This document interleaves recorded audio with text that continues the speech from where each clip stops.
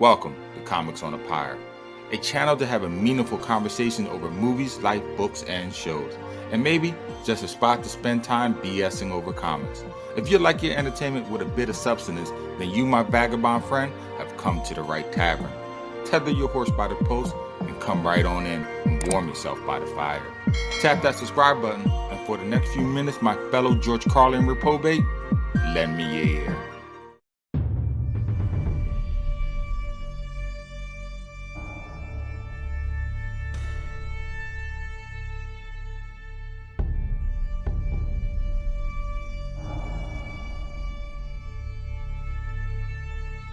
When we as comic book readers and lovers rush to our local comic shop, the feeling of picking up our favorite series and reading the adventures of our favorite superheroes thrilled us. I myself remember picking up stacks of Daredevil, the Man Without Fear, the Amazing Spider-Man, and my personal favorite, the Uncanny X-Men. But somewhere along the way, something strange started to happen in the comic book industry. Comic publishers started to notice some issues in the series sold better than others. Now, could it have been the writing? Maybe. Could it have been because of major events happened to their characters? That could be as well. How about Old Faithful, One Trick Pony, restarting a new series with the number one in it? Well, number ones do sell, but what do you do for next month and the month after that? I know one thing for sure, superb artwork blew the industry up. That's why we had the boom, bubble, and bust in the 1990s, and the Image Comic Publishing House being born. But after the artists come and go, first issues are gone, and the special events in the characters' lives are done, what then to keep readers coming back? I'll tell you what, interesting characters that readers can't get enough of. Matter of fact, the more jaded they are, it seems the better, and hence is born the antihero. Sure, good guys like Spider-Man and X-Men can be interesting.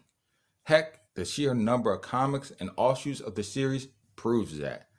But I believe even though we all want to do the right thing, we all have a little devil in us, a little bad or a little renegade, if you will, in us all.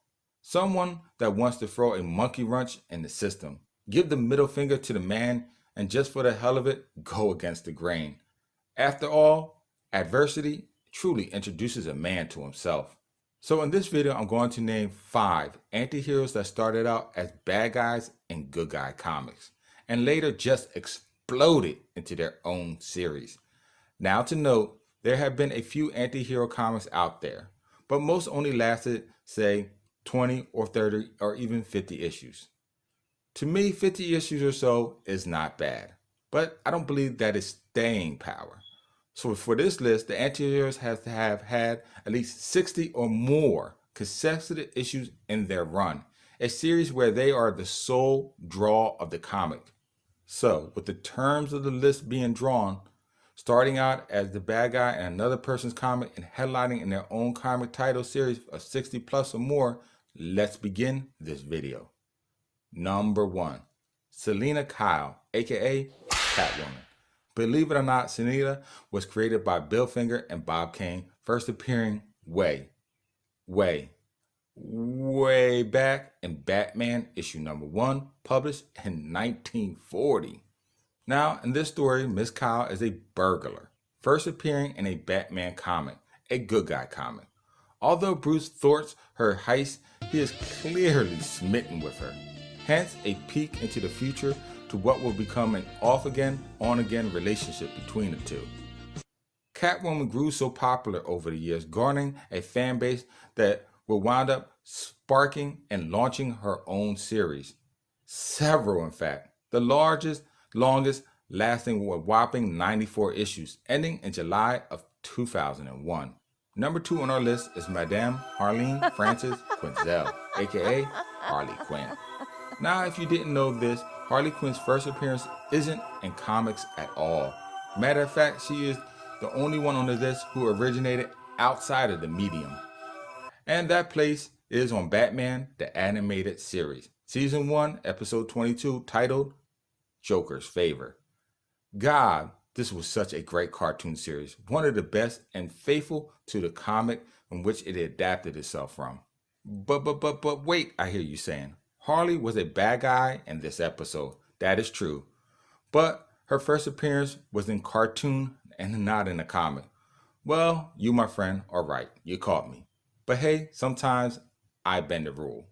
Other than that one snag, though, the cartoon was a good guy cartoon, and Harley does wind up becoming so popular that she goes on to get her own series that lasts a whopping 75 issues.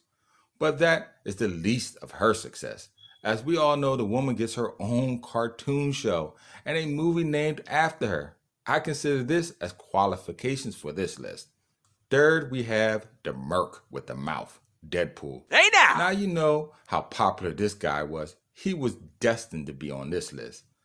He first appeared within the pages of New Mutants issue number 98, a good guy comic book, a comic book that I own, I have you know, published in February of 1991.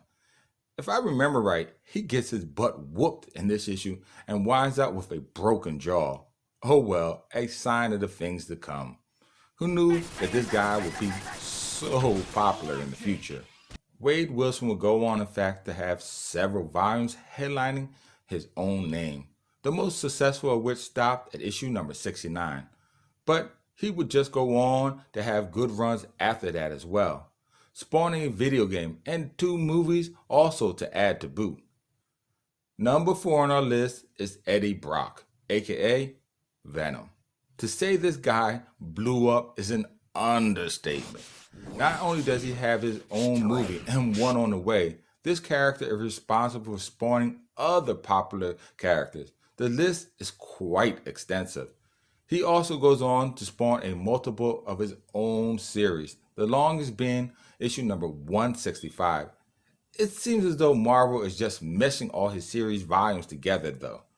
Other than this snag, Venom does check out all the qualifications on this list. He did start out as a bad guy in the superhero comics, appearing first in Amazing Spider-Man issue number 299, published in April of 1988. And now, the 5th anti-hero on our list, and you knew he had to be on it, Frank Castle, aka The Punisher. Now I know no one will argue this one. Punisher has spawned so many series headlining him. The Punisher Warzone, The Punisher Warzone, Punisher Max. Good luck collecting them all. His longest series has lasted 228 issues. This antihero first appeared in Amazing Spider-Man issue 129, published in February of 1974. He was hired to do a hit on Spider-Man by Peter Parker's foe known as the Jackal.